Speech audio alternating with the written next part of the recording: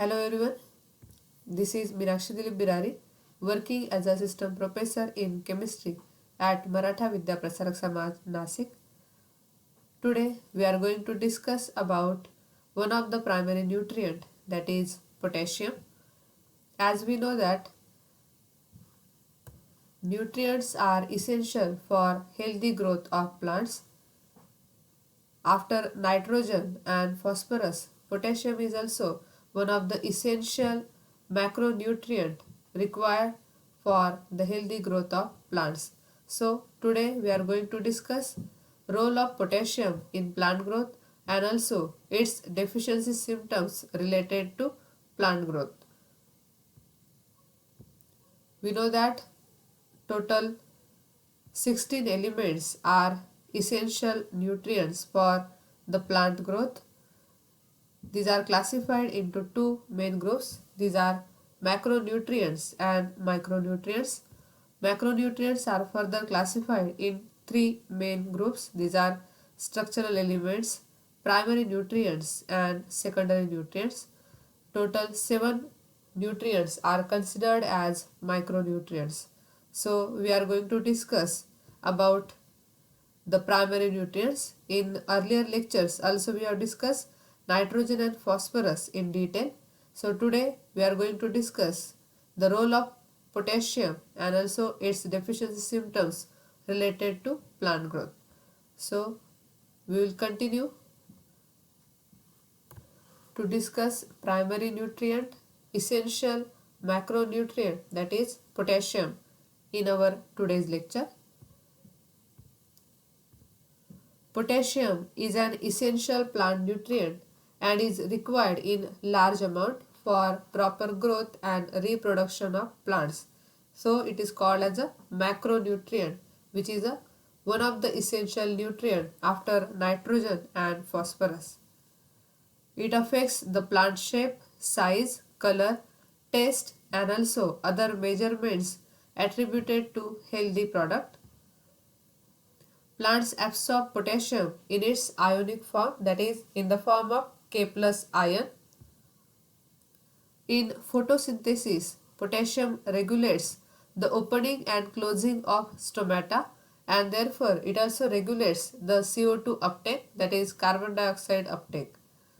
Potassium triggers activation of enzymes and is essential for production of ATP, which is one of the energy unit of plants. Potassium plays a major role in the regulation of water in plants, especially it is involved in osmoregulation related to plants. Potassium is also known to improve drought resistance.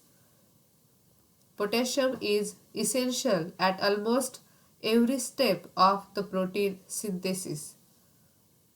In starch synthesis, the enzyme responsible for the process is also activated by potassium.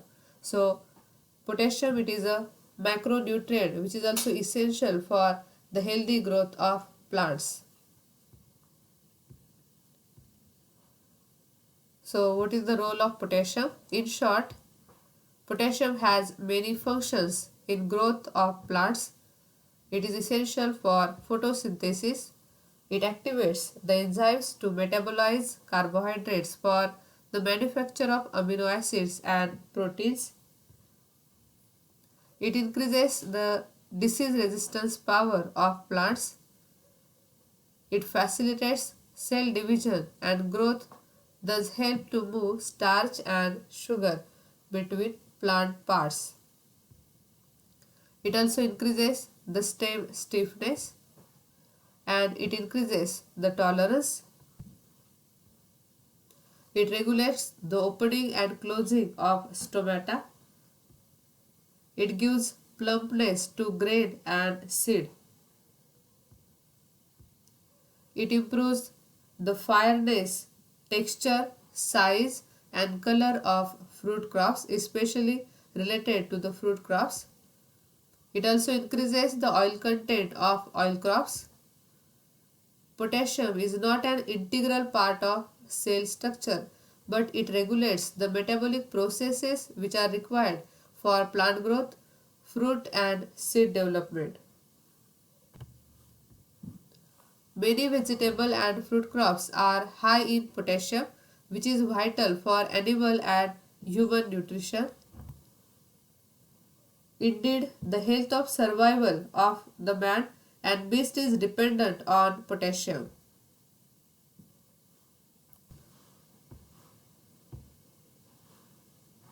Now, what are the potassium deficiency symptoms of plants? Potassium deficient plants exhibit chlorosis, that means there is the loss of green color if the plant having the deficiency of potassium. So, plants exhibit chlorosis along the leaf margins or tips starting with the bottom leaves and progressing up the plant. So, it occurs whenever the potassium is deficient in particular plant. So, it is called as chlorosis. In severe cases, the whole plant turns yellow and lower leaves fall off due to the deficiency of potassium. As with other nutrients, lack of potassium causes stunted plant growth and small branches and also little vigor. So there are also some crop specific deficiency symptoms associated with potassium. So if we consider the chlorosis, that means the loss of green color along the leaf margins or tips starting with the bottom leaves and progressing up to the whole plant. So it is observed here whenever the potassium is deficient in nature. So again we can observe in this image also there is the loss of green color along with leaf margins or tips starting with the bottom leaves and progressing up to the whole plant. In severe cases, the whole plant turns yellow and lower leaves fall off. So, as with the other nutrients, the lack of potassium also causes the stunted plant growth, having the small branches and little vigor. If we consider the crop specific symptoms related to potassium, these are grain crops such as corn, sorghum, and small grain have weak stalk accompanied by reduced grain size and yield. Then for the cotton plant, cotton leaves turns reddish brown, appear scorched, become bronze, the black or also eventually fall off. If we consider the cotton balls are generally knotty, resulting in low quality fiber and poor yield if there is deficiency of potassium. So in this we can get the cotton leaves turn reddish brown, appear scorched, also becomes bronze, then black, and eventually there will be fall off of the leaves. So in these two images we get that the cotton leaves having the deficiency related to the potassium. Then cotton balls that are generally knotty, resulting in low quality fiber and poor yield. So these are the crop specific symptoms related to potassium. The another example, yield of forage crops. Forage crops, these are nothing but food for the horses and also for the cattle. Yield of forage crops is low and having poor quality. The skin of stone fruits is distorted, small in size and also poor in quality. When we consider the crop specific symptom of potassium in tomato plants, tomatoes exhibit uneven fruit ripening, poor texture and also having soft fruit. So in this picture we can observe that tomato exhibit the uneven fruit ripening and also having the poor texture and it becomes soft in nature. So it is due to the deficiency of potassium. Then secondly, that the skin of stone fruits is distorted and also having the small size and quality will be poor if the potassium is deficient in that stone fruits. So both pictures are related to the deficiency of potassium.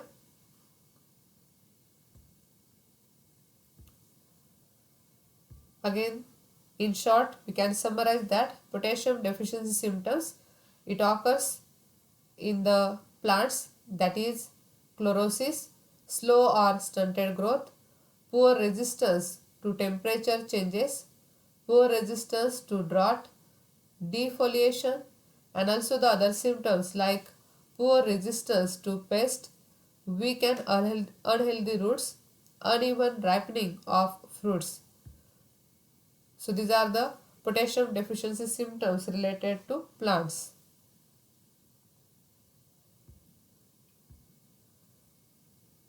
Potassium deficiency symptoms in field crops that are observed in these pictures. So there will be the yellowing of the leaves at the leaf tips or the margins, that is called as a chlorosis, loss of green color, or that observation it is for the younger leaves, and then in some cases the fall off of the leaves also occur due to the deficiency of potassium. Now how we can correct the deficiency of potassium? Simply an application of potassium fertilizer. By using that we can correct a deficiency, and if diagnosed early in the growing season will benefit the current crop also. So potassium can be obtained from the fertilizers such as potassium nitrate, that is KNO3, then muriate of potash, sulfate of potash, SOP, mixture of potassium sulfate and magnesium sulfate. Most potash used for commercial crop production in India, it is SOP, that is called potassium sulfate. So most of the potash used for commercial crop production in India, it is SOP. So here the content is given that 13,044. Already we have explained that 13 it is related to nitrogen, this value is for phosphorus, and this one is for potassium, that is called NPK, which are the primary nutrients. So by combination that values are there on the fertilizer. So KNO3 content here, that will be about 44. Again when we consider this muriate of potash, here 0060, so that is 60 it is related to potassium. So an application of potassium fertilizer will correct a deficiency, and if diagnosed early in the growing season will benefit the current crop also. So these are the various fertilizers, by using that we can remove the deficiency of potassium. Now we can discuss the potassium in soils. In the soil, the total potassium content frequently exceeds 20,000 ppm, that is parts per million. So in various forms the potassium is available. So when we consider in the rocks and minerals, soil rocks and minerals also having the K plus, that is the adsorb cations available in the soil. Then also in the soil colloid the K plus is there in the form of trapped K, that is called as a fixed K. Also the potassium is there, and in the soil solution we can say in soil water, that is the soil solution also contains the ionic form, that is K plus. So there are the various forms of potassium present in the soil. The total K content of soils frequently exceeds 20,000 parts per million. So what is the percentage of potassium in plants? So portion of total K, 90 to 98% potassium containing from minerals, that will be minerals like micas, feldspar, etc. Then 1 to 10% it is related to clay minerals, that is elytic types, and 0.1 to 2% is the exchangeable K plus, or the K which is present in the soil solution. So exchangeable K plus or soil solution K plus, it is only about 0.1 to 2%. So that is the percentage of potassium in plants.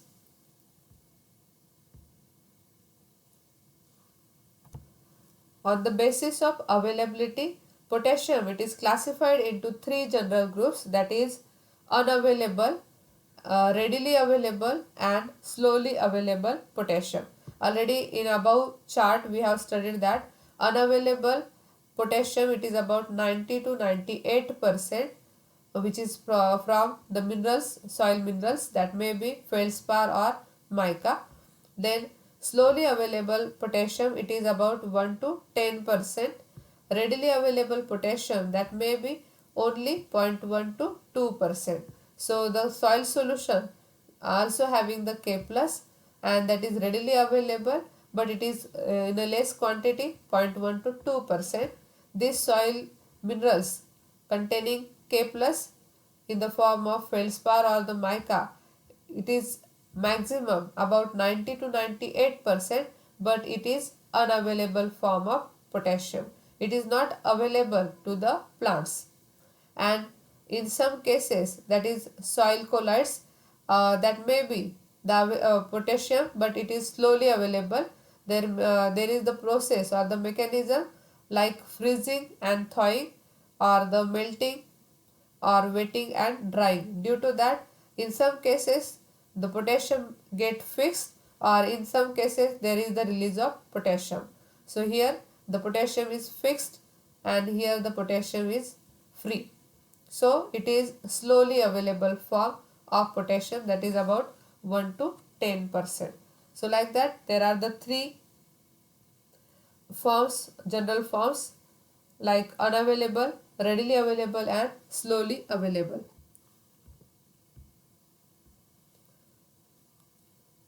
Already I have explained that unavailable form is 90 to 98% of total soil potassium, which is found in this form.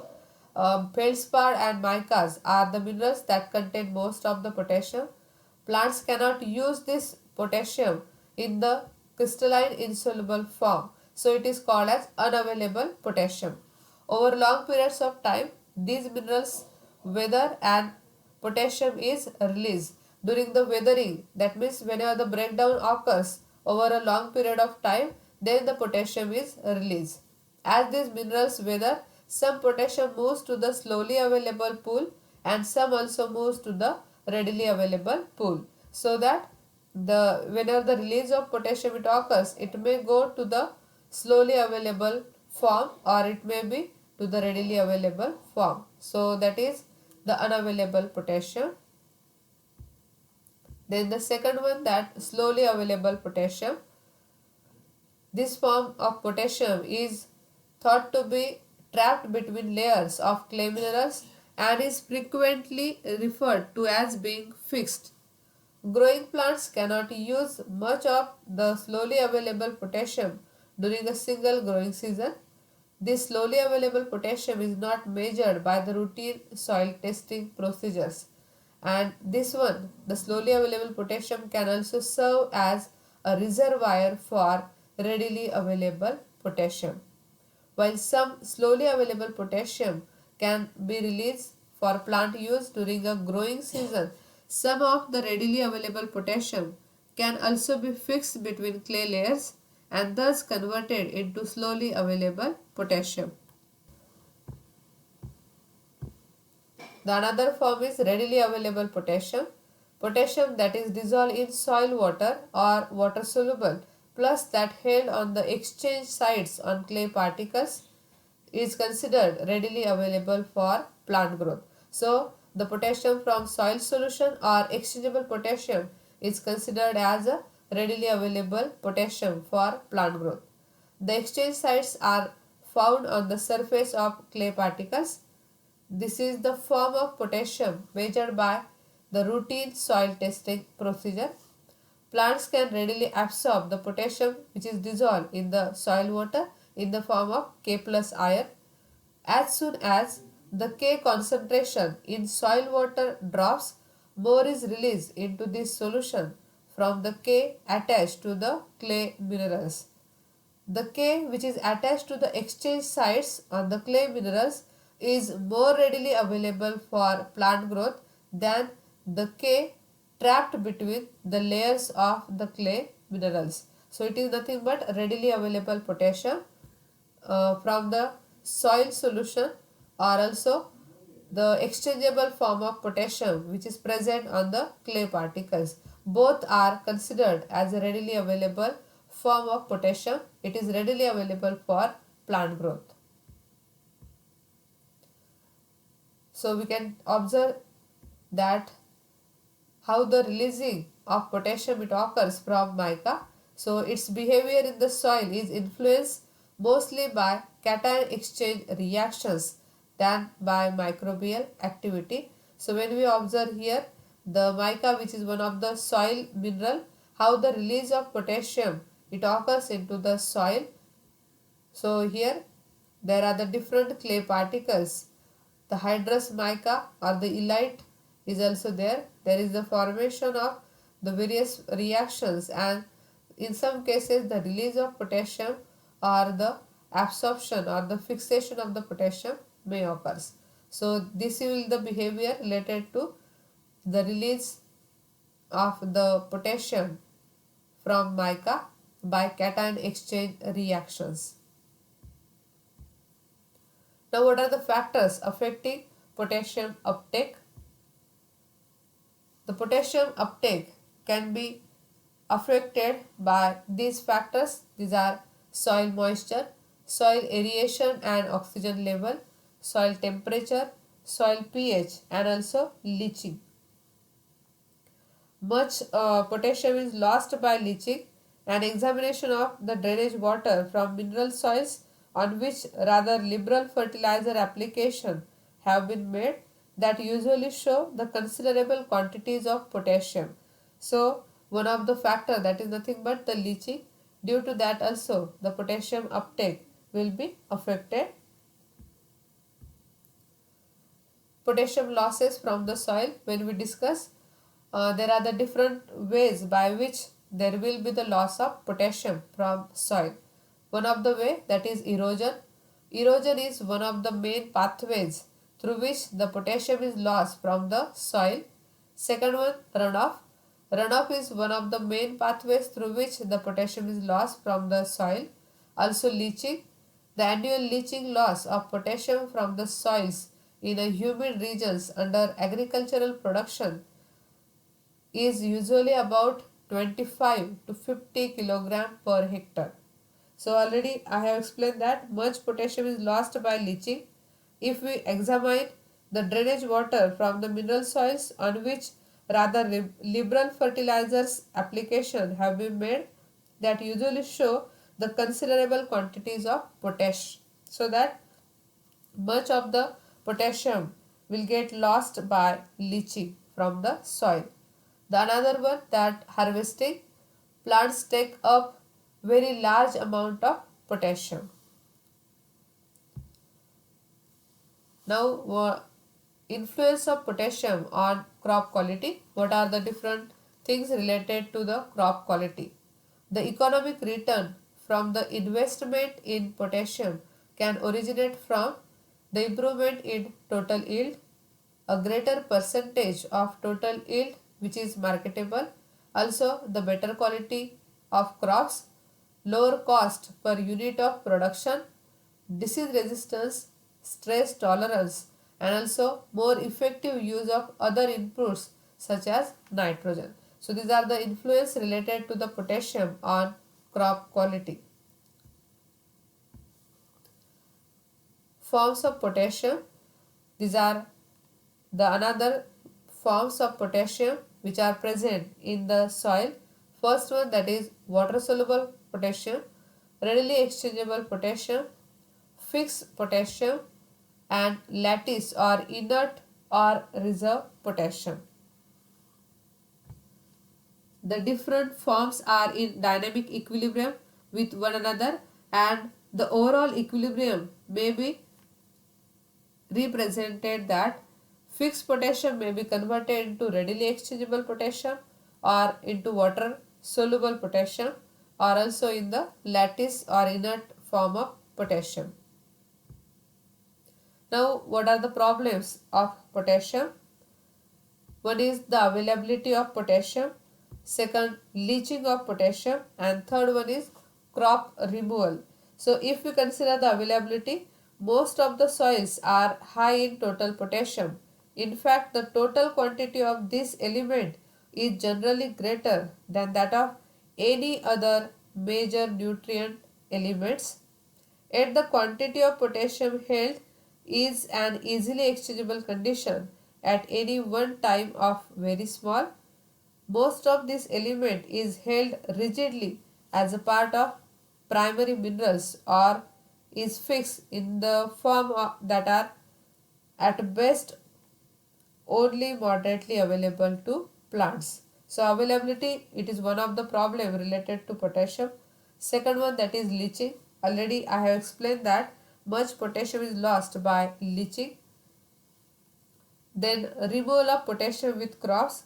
The third phase of potassium problem concern the concentration of this element in plants, or in other words, its removal by growing crops.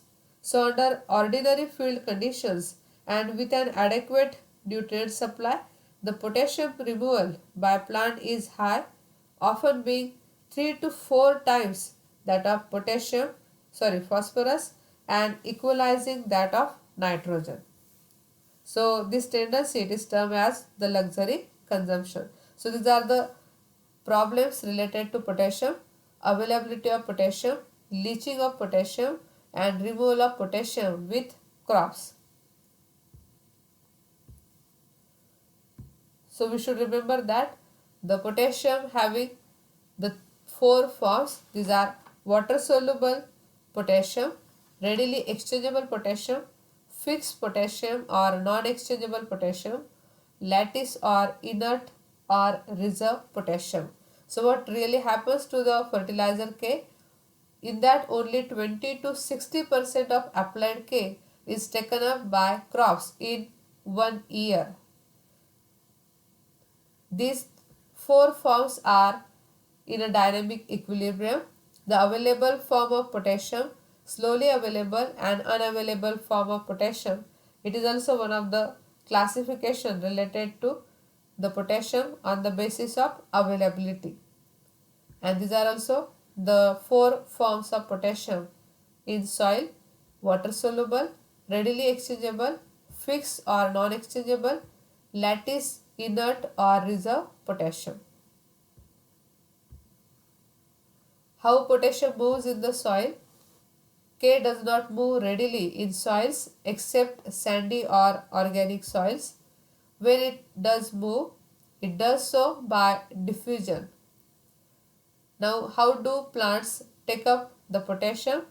It take up potassium in two ways: by soil solution and also through exchangeable potassium, which is loosely held by soil clays and organic matter. So K plus, which is present in the soil solution or in soil water, and the exchangeable K, both are the available forms of potassium that will be taken up by the plants. So dynamic reversible equilibrium between the soil potassium forms. Already I have explained that K plus is present in the form of reserve potassium, non-exchangeable potassium, exchangeable potassium or soluble potassium. So all are in dynamic equilibrium.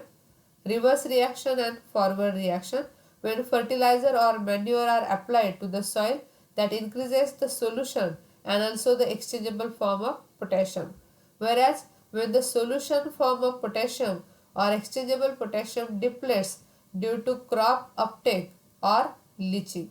So there are the various forms of potassium, and all these are in a dynamic equilibrium, dynamic reversible equilibrium.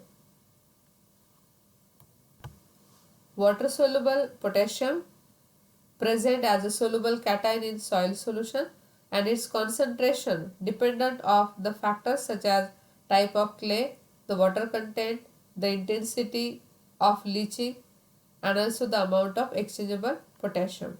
Exchangeable potassium, the another one, the fraction which constitutes the K adsorb on the soil clay complex and replaceable with neutral salts in a relatively short time, that is called as the exchangeable potassium. Fixed potassium, the part of added potassium which is firmly bound by the soil and not immediately replaceable is said to be fixed potassium. Lattice potassium or inert reserve potassium. This form constitutes the major part of the total potassium in mineral soils and is present in primary minerals such as muscovite, biotite, potash feldspars of the clay minerals. Only illite has substantial potassium content. So that are the various forms of potassium and all are in dynamic equilibrium. Now what is the fixation of potassium? Potassium fixation, it can be defined as the conversion of soil solution or exchangeable potassium into non-exchangeable forms and was once considered a negative soil property causing a drastic reduction of plant available potassium. That is called as the fixation of potassium. So a number of factors that can affect the potassium fixation in the soil. These are clay minerals, soil pH, wetting and drying, potassium fertilization, freezing and thawing. So these are the factors affecting the fixation of potassium. So if we consider the nature of the soil colloids or the clay minerals, the ability of the various soil colloids to fix the potassium, it is variable. For example, 1:1 type clays such as kaolinite and soils in which these clay minerals are dominant to fix the little potassium. This one is wetting and drying, and also the freezing and thawing, both are similar. This has been shown that in the release of potassium or the fixation of the potassium, that processes are alternate, wetting and drying and also freezing and thawing. Potassium get trapped in between soil colloids, that is called as a fixed potassium, or it is known as a freezing, or also that is known as a drying. If the potassium is released, that is called as a melting, or also known as a thawing. We can say if we add the water, that there will be the release of potassium. That means that potassium on the clay particles get dissolved into the soil water and that is converted into the readily available form of potassium. So these are the alternate processes of wetting and drying and also freezing and thawing. All these related to the fixation of potassium. Freezing, fixation of potassium. Wetting, release of potassium. Drying, fixation of potassium. And thawing, again release of potassium, like that. So these are the alternate processes which occurs in the soil and also affects the potassium fixation. Then potassium fertilization, that means we can add the excess of lime. Application of lime often result in an increase in the potassium fixing power of soils. Under normal liming conditions, this may be more beneficial than detrimental due to conservation of potassium so affected. Thus, potassium in well-limed soils is not as likely to be leached as drastically as that in acid soils. So these are the important factors related to fixation of potassium. So all these forms of potassium can be represented in this image. The potassium is present in the soil in the form of soil solution, exchangeable potassium, potassium from the fertilizer application, leaching, through that the loss of potassium it occurs. The structural potassium, it may be converted into that soluble form of potassium. Fixed potassium and soil solution potassium are also in equilibrium. Clay minerals, organic matter, all these also contain the form of potassium that may be exchangeable form of potassium, and from that available form of potassium it can be utilized by the plants. So plants can take the potassium from soil solution or also from the readily available forms. So that is represented in this image. Then again the same potassium cycle, how the plant uptake the potassium from the soil. So soil solution is the readily available form of potassium. By using that, plants can utilize the potassium from the soil in the form of K+. If we add the potassium fertilizer, again that get dissolved into the soil water. So in the soil solution, the K+ are maximum that will be taken up by the plant. Exchangeable form of potassium, it may be from clay minerals or from the organic matter, from sesquioxides. Fixed potassium, that will be from zeolites, vermiculites, like that. Structural potassium from the various minerals, and through that soil solution there may be the loss of potassium. So that is called as a leaching. So this one is the whole potassium cycle. Now the last one, the luxury consumption related to the potassium. Some crops tend to absorb and accumulate the potassium for excess of their need if it is present in sufficiently large amount in the soil. So this is called as luxury consumption. Especially for the forage crops, that luxury consumption will be observed. So the K removal by plants is higher, often being 3 to 4 times that of phosphorus and equalizing that of nitrogen. So this tendency, it is termed as luxury consumption, because the excess of potassium absorbed apparently does not increase crop yields to any extent. So in excess, the potassium get accumulate or it get absorbed by some crops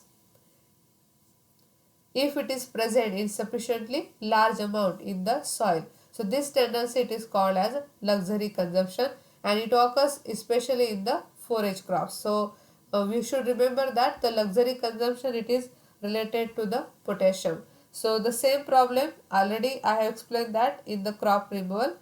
The third phase of potassium problem concern the concentration of this element in the plant, or in other words, its removal by growing crops. So it is also one of the problem related to potassium, that is luxury consumption. After nitrogen and phosphorus, soils are usually most deficient in potassium. Potassium is present in the soil in various forms. Already I have explained that soluble form of potassium, exchangeable form, and also the fixed form, all are in equilibrium. And when the potassium salts are applied to the soil, the bound ions are released and are replaced by the newly added potassium ions. So in this lecture we have discussed about primary nutrient, that is potassium. After nitrogen and phosphorus, potassium is also one of the essential macronutrient required for healthy growth of plants. So today we have completed the primary nutrients, that are nitrogen, phosphorus and potassium in detail. So in next lecture we will discuss about the secondary nutrients. These are calcium, magnesium and sulfur.